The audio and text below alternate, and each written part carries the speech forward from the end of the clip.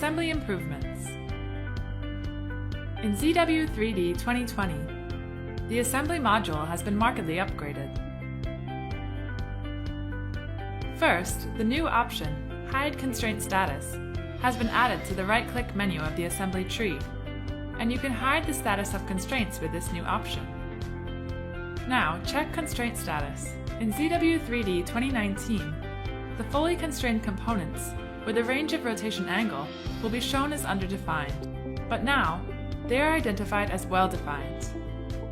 This will make it more reasonable to define the constraint status. A new option, Fixed Rotation Degree, is added to the concentric constraint.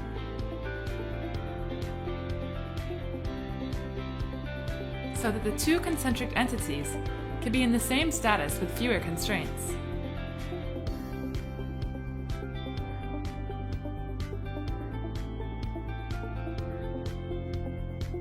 Also, ZW3D 2020 has a more advanced definition of over-constrained status. If a redundant constraint is added, the main conflicting constraints will be marked in red, while the minor conflicting constraints will be marked in magenta.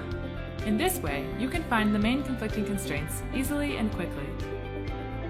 Last point, if a component is moved across levels, its related constraints can be retained in the 2020 version.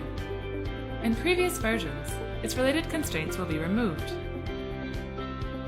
These improvements will deliver a more reasonable assembly design process, and thus increase your design efficiency.